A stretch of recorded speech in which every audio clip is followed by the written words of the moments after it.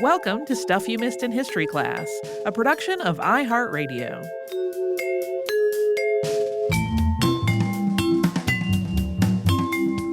Hello and welcome to the podcast. I'm Holly Fry. And I'm Tracy V. Wilson. Tracy, you're a pet person. Uh-huh. Many of our listeners are pet people we know because they send us pictures of their adorable animals.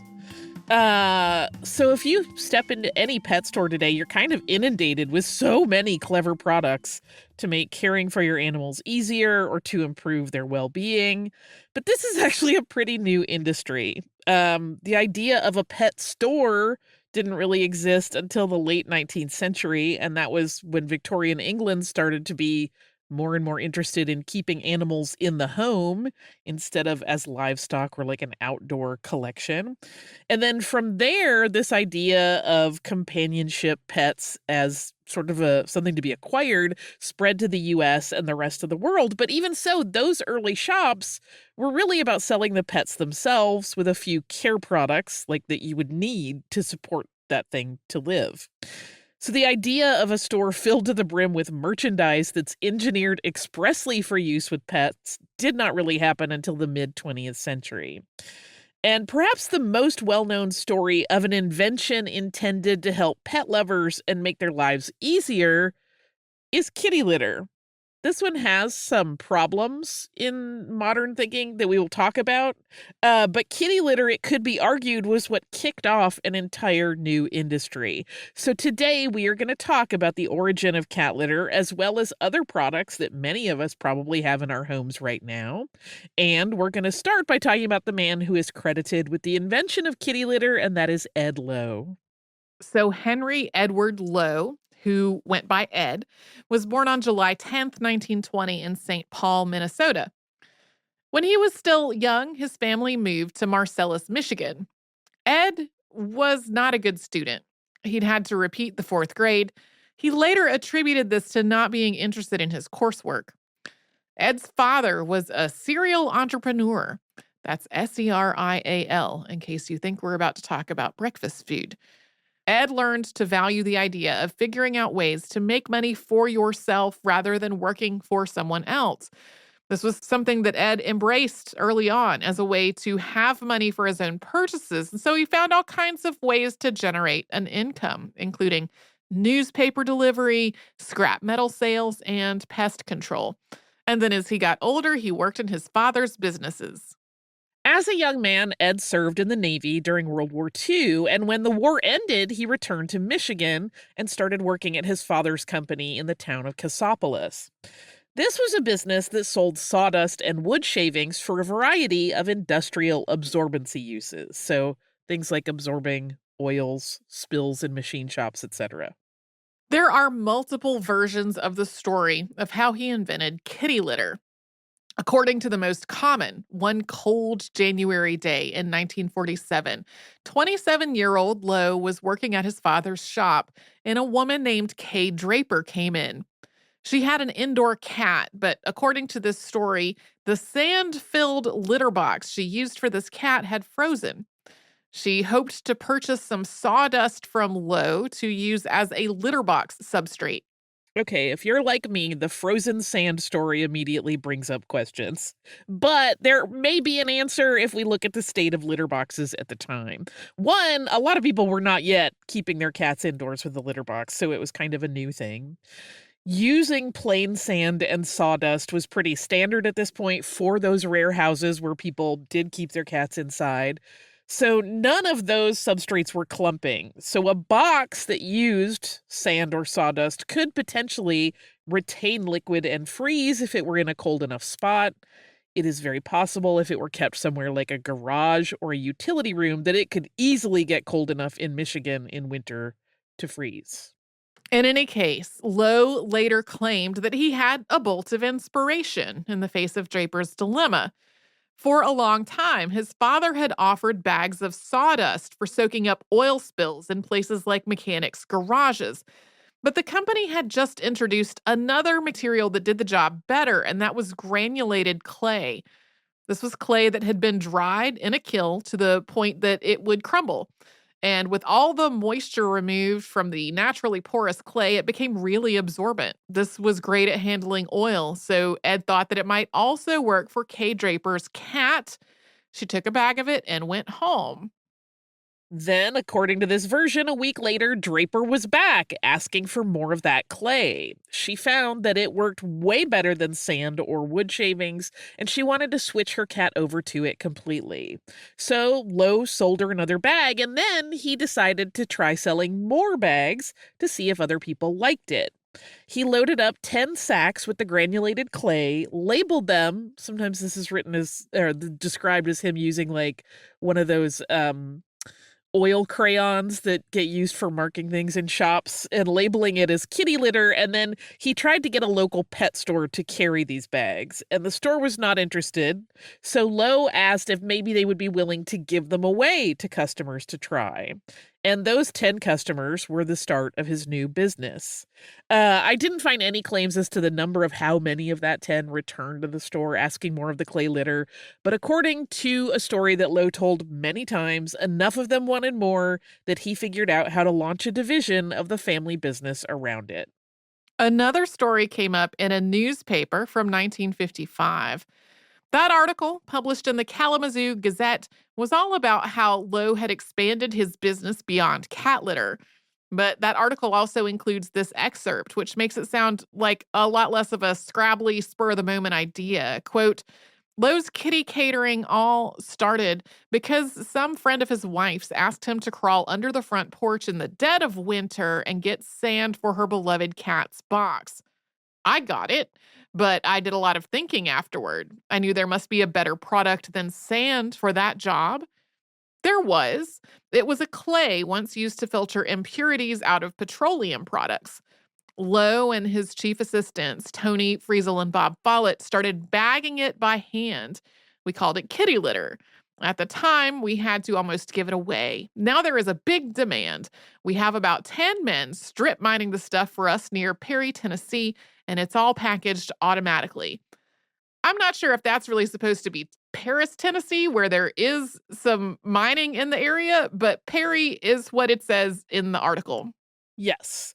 In a 1985 version of the story that appeared in the LA Times, the details were once again a little different. This one stated, quote, in 1947, a neighbor asked him for a cat box filler.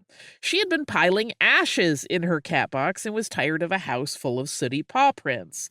She asked for sand. He suggested the absorbent clay. Quote, more to get rid of her than anything else. So that sounds very different.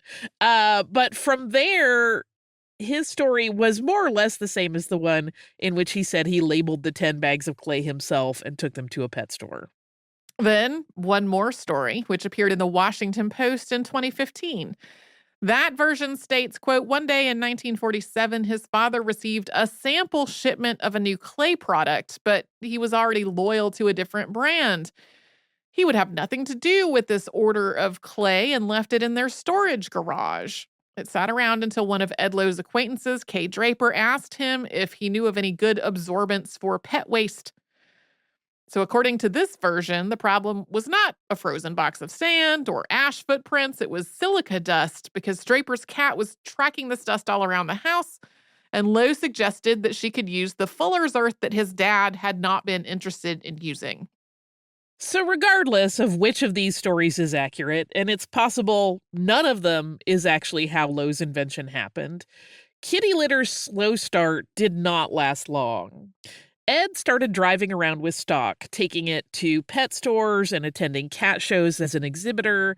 And then over the course of several years, his business grew to the point where he actually needed a warehouse and a distribution process as a wholesaler.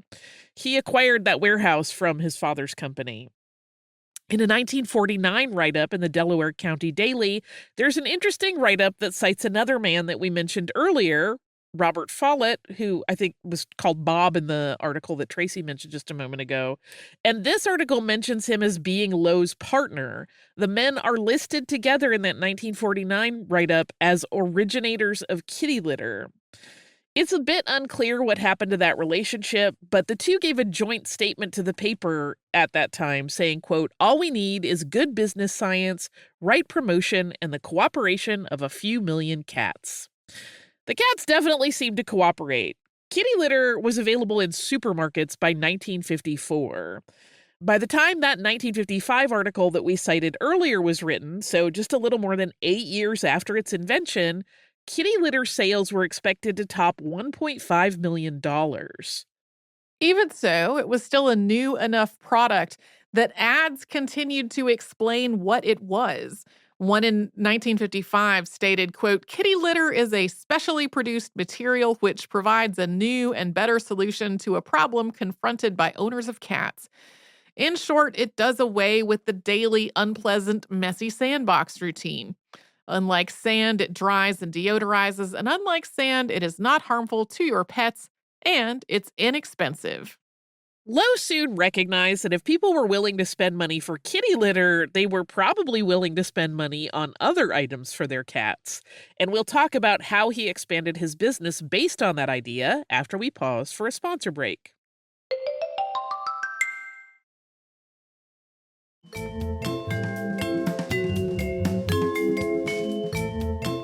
In the mid 20th century, cats were not generally pampered in the ways that are very commonplace today. Once cat litter caught on, quote, "We made a list of every conceivable item a well groomed cat could use and rated them as to importance. We keep our cats at the local veterinarians and test each product on them first to determine acceptance." Lowe also cited one particular cat as the true determiner of whether a product moved forward from testing to production.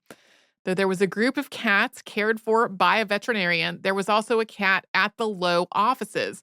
Those offices were run out of a home that had been converted to business use. And that cat, a red point Siamese named Impy, got to test and approve a lot of the innovations that are probably in your home if you have a cat. Impy tried out cat toys, catnip, scratching posts, and cardboard scratch pads and other potential products. By the mid 1950s, thanks to Impy's hard work as a tester, Lowe had introduced his own dry shampoo for cats, flea powder, disposal trays, and something called a kitty castle, which was not a multi-tiered cat condo like the name seems like it might be. It was a small, cozy, decorated box for a cat to curl up in. All of this was apparently in line with Lowe's own adoration of cats. A reporter in 1955 claimed to have been riding in a car with Lowe when a stray cat wandered in front of the vehicle and said that, quote, "Lowe came to a quick halt, hopped out, and escorted the feline across the road." By 1985, sales of kitty litter and cat accessories through Lowe's company hit $100 million. At that time, his Lowe's branded kitty litter had 12.6% of the market share. Tidy Cat had surged past it to 22.5%, but that still put Ed Lowe on top because he also invented Tidy Cat. It was launched as a supermarket brand while he kept kitty litter as a brand for specialty pet stores. But he was also willing to spend money on research and promotion. He started spending a reported $4 million each year in research and development alone. That budget was used to both develop new products and refine the cat litters that the company already sold.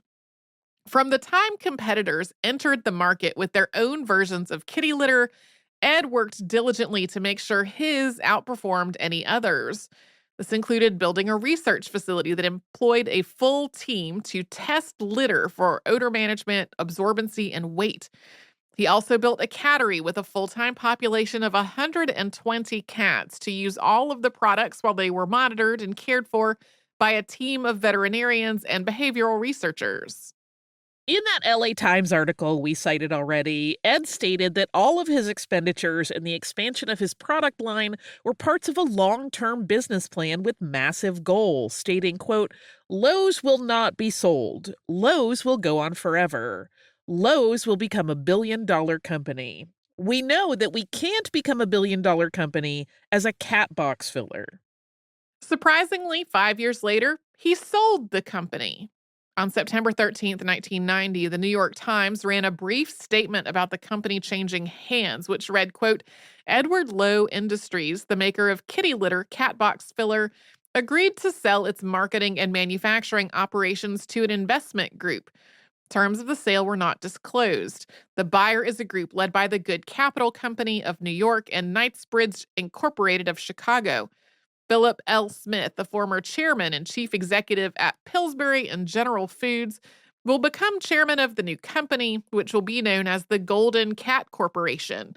Edward Lowe, who invented kitty litter in the 1940s, said he would retire from day-to-day operations but retain an equity interest and be a director of Golden Cat.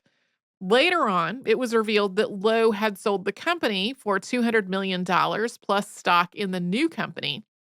It was eventually acquired by Ralston Purina before being purchased again by Nestle. Preceding the 1990 sale of the company, it seems as though Ed Lowe's personal life got a little bit complicated. The year before his interview in which he said he would never sell the company, he and his children had a massive falling out. He had 4 kids, and all of them, plus 3 of their spouses, had been working for the company for some time. And in the early 1980s, they started to claim that his behavior had become erratic.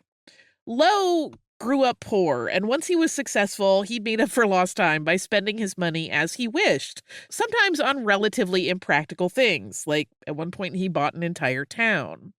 But his kids claimed that he had become more than just impulsive, and they attributed the behavior to alcohol misuse. Lowe, in response, denied those accusations and accused his kids of trying to steal the company from him, and he fired them all. So this whole family was estranged for years, but they did eventually make up. After he sold the company, Ed started the Edward Lowe Foundation in Big Rock Valley, Michigan. This is an organization that offers education and seminars for entrepreneurs that are past the startup phase and need to build their existing business. Ed died in 1995, but the foundation continues.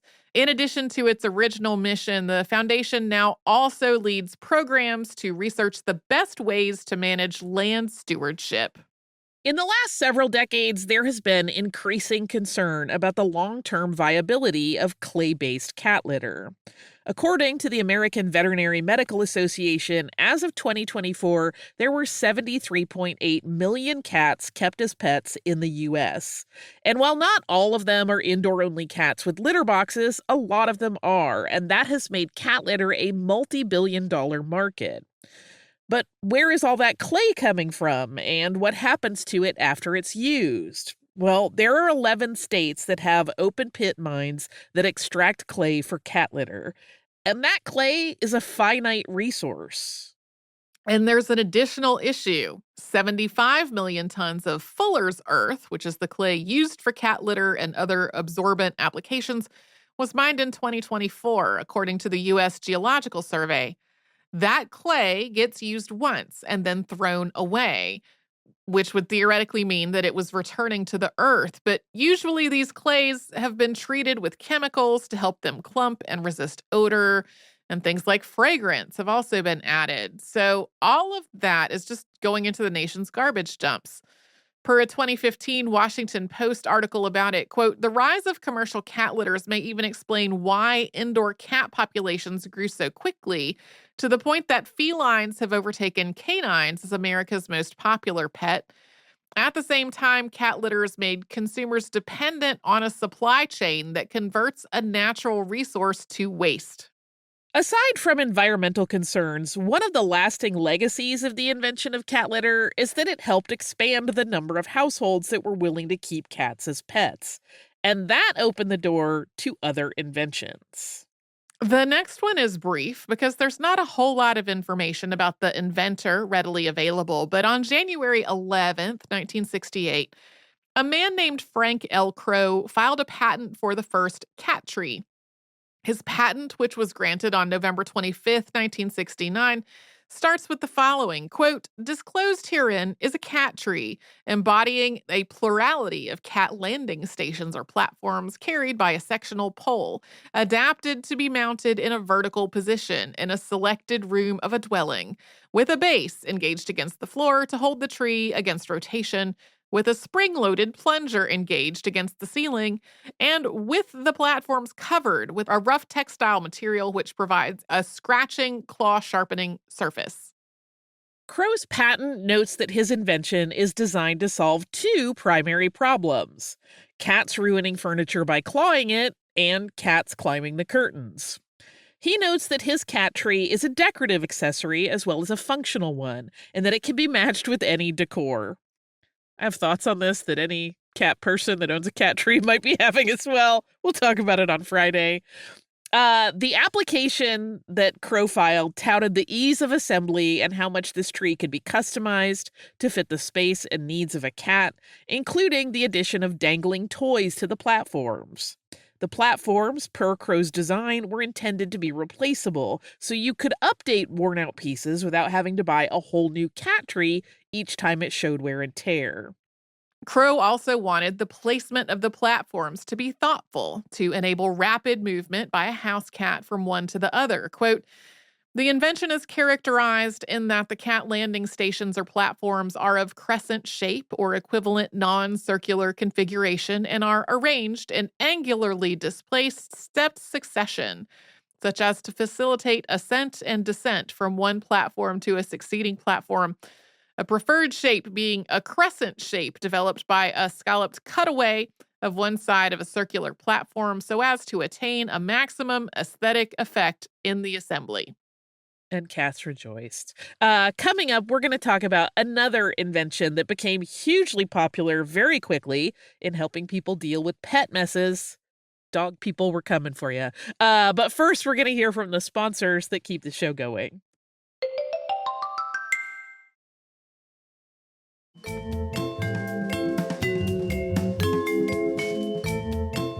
So the last inventor we'll talk about today was, like the first we talked about, a man of many inventions who did very well for himself in the pet products industry.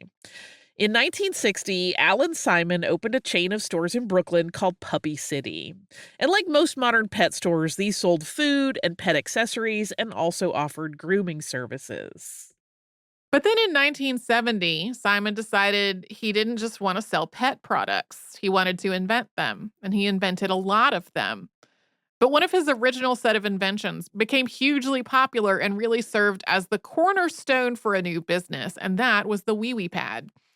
Similar to the way sand was supplanted by kitty litter, Alan Simon had noticed that while working in the pet retail business, that the newspaper that people often use to keep accidents off the floor while house training a puppy was not all that effective.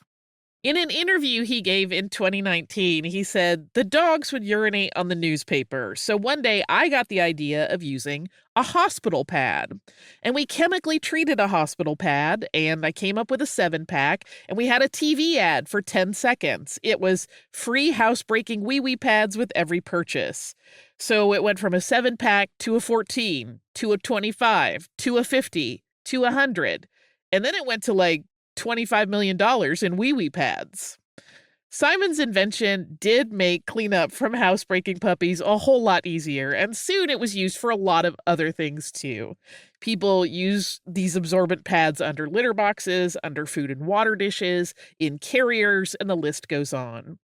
Their utility in so many uses helped boost their steady adoption among people with pets. Simon often gave interviews to the press in which he summed up his impressive business history succinctly, but also making it clear that he had achieved a lot. In a quote he gave to Du Jour magazine while talking about the launch of the newest business, he said simply, quote, I manufactured and invented over 200 products, including the original and world-renowned wee-wee pads and the Allen Pooper Scooper. Over the years, we grew into one of the largest manufacturers in the pet industry. To manufacture wee-wee pads, Simon founded a new company called Four Paws, which also made the other pet products that he invented. He held so many patents for various items. One of the interesting things about a lot of his patents is that they are completely void of the florid language and over-explained design and function that we often see in patent application documents. Most of them follow a very simple template style of writing, with a very basic name for the invention and then a description and a claim that basically add up to, just look at the pictures. They didn't all go that way. One particular invention was an improvement on an automatic pet food dispenser, and it had a lot of supplementary writing to explain it.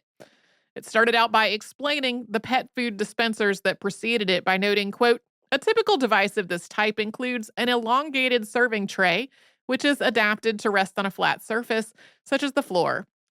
A hollow storage container is secured to the tray at one end of the tray and is raised above the bottom wall of the tray. An opening is provided in the bottom wall of the storage container to permit a dry or liquid pet food placed inside the container to drop down into the serving tray by force of gravity. As the pet consumes the food from the tray, it is replaced by fresh food from the storage container. But to Simon, the problem here was that you couldn't take the apparatus apart. And as his patent application goes on to explain, loading it was a messy process. His dispenser could be taken apart, and it had a screw-top lid for filling the food reservoir. These kinds of auto feeders are still common today. I have one. In 1993, he received a patent for a new type of cat litter scoop.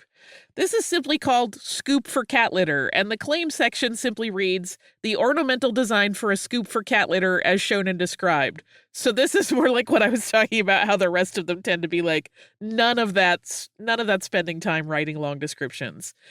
This cat scoop is unique because it has prongs on its underside, so the part that would touch the litter box as you're scooping, presumably to help dislodge any clumped material that might stick there. One from 2008 is simply called Dog Toy, and the claim and description are almost comedically brief. They read, quote, the ornamental design for a dog toy as shown and described. Figure 1 is a front view of the dog toy in accordance with the invention, the rear view being identical thereto, and figure 2 is a top plan view of a dog toy according to the invention, the bottom plan view being identical thereto. The toy that's not really being described here is a ball. It's common enough to find in a pet store today. It looks like a round knot of multiple strands of some kind of material, presumably plastic. I had to say presumably because that's not outlined in the patent application. Doesn't really say. Another that he applied for in 2010, but which wasn't issued until 2014 for some reason, was a bristled grooming glove. As the name implies, it is a glove with spines on it to groom an animal using a pet motion. So sort of a glove and a brush had a baby. Simon's version, because others had invented similar things, but his had a closure band around the wrist to keep it securely on the groomer's hand. This and the others that we mentioned are just a handful of the hundreds of designs and inventions that he came up with and manufactured. From the start of Four Paws, Simon was able to grow the company to a business that made $30 million in revenue each year.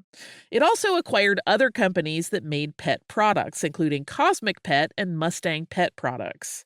Then in 1997, he sold Four Paws to Central Garden and Pet for $55 million. In 2014, Alan Simon launched a new venture, petproducts.com. This was an online aggregator that connected small local businesses like his first pet store to customers online. The company also has directories so people could find veterinarians in their area.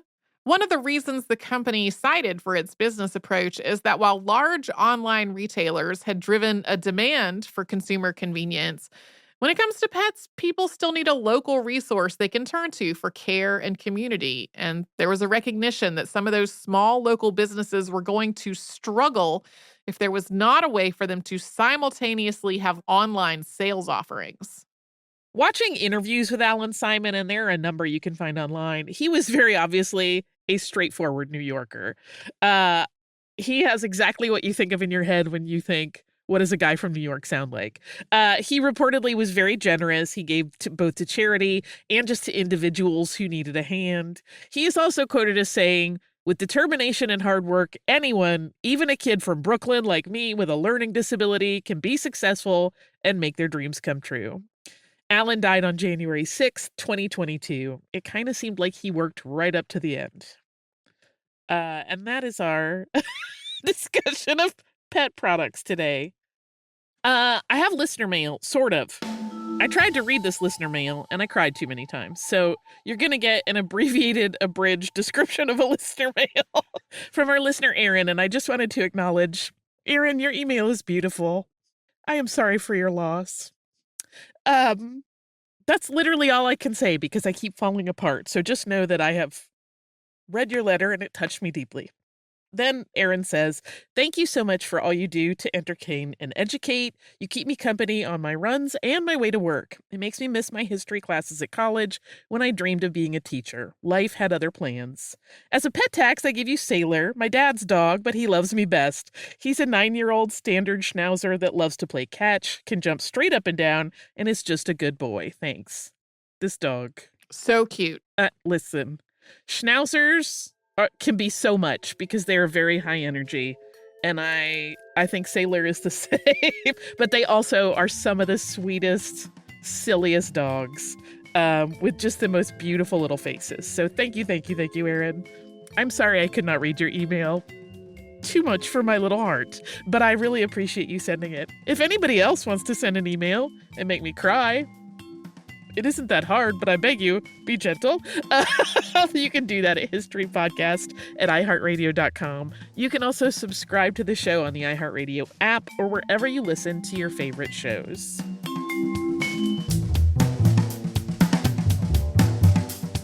Stuff You Missed in History Class is a production of iHeartRadio. For more podcasts from iHeartRadio, visit the iHeartRadio app, Apple Podcasts, or wherever you listen to your favorite shows.